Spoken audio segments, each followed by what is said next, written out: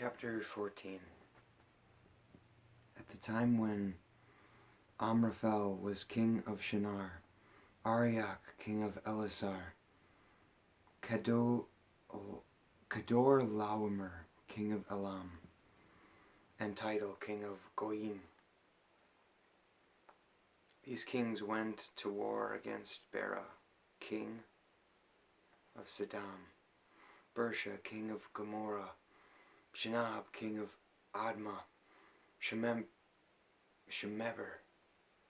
king of Zeboim, and the king of Bela, that is, Zoar. All these latter kings joined forces in the valley of Siddim, that is, the Dead Sea Valley.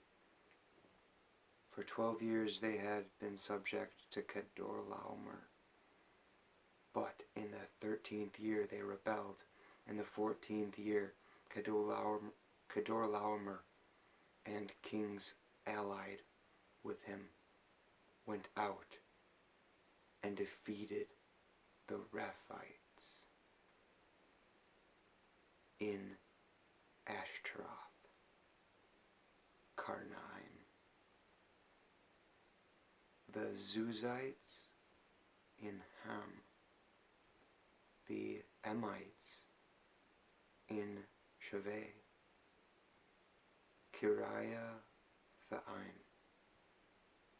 and the Horites in the hill country of Seir, as far as El Paran, near the desert. Then they turned back and went to En Mishpat, that is Kadesh, and they conquered the whole territory of the Amalekites, as well as the Amorites, who were living in Hazezon Tamar. They were living in Hazezon Tamar. Then the king of Saddam, the king of Gomorrah, the king of Admah, the king of Zeboim, and the king of Bela, that is Zoar, marched out and drew up their battle lines in the valley of Siddim against Kedorlaomer, king of Elam, Tidal, king of Goyim, Amraphel, king of Shinar, and Arioch, king of Elasar, 4 kings against 5. Now the valley of Siddim was full of tar pits. The valley was full of tar pits. And when the king of Saddam and Gomorrah fled, some of the men fell into the tar pits. The people fell into the tar pits. Why is that yawnable to me? The people fell into tar pits.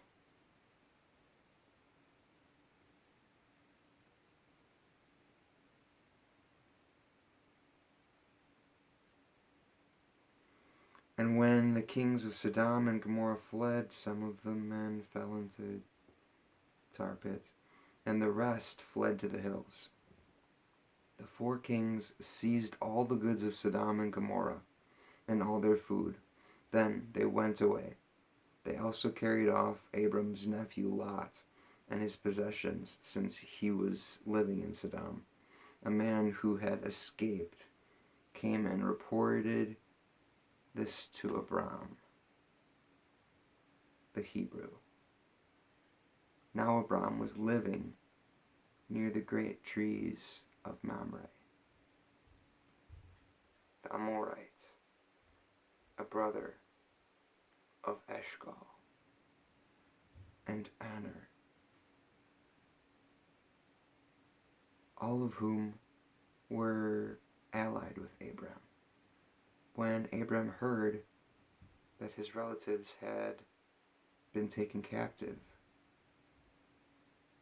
he called out 318 trained men born in his household, and went in pursuit as far as Dan.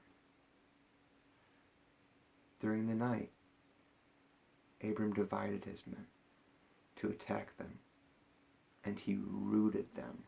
He routed them, pursuing them as far as Hobah. North of Damascus, he recovered all the goods and brought back his relative Lot and his possessions, together with the women and the other people. After Abram returned from defeating Kedorlaomer and the kings allied with him, the king of Sodom came out to meet him in the valley of Shaveh, that is the king's valley.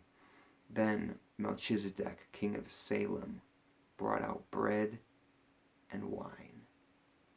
He was a priest of God Most High, and he blessed Abram, saying, "Blessed be Abram by God Most High, creator of heaven and earth, and praise be to God Most High, who delivered your enemies into your hand."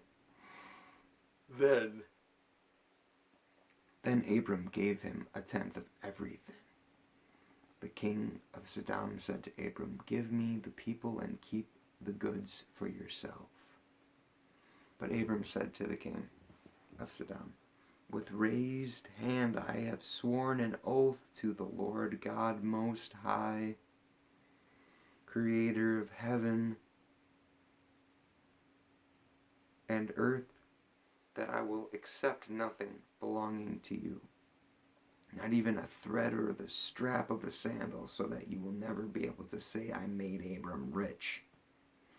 I will accept nothing but what my men have eaten and the share that belongs to the men who went to me to Aner, Eshcol, and Mamre. Let them have their share.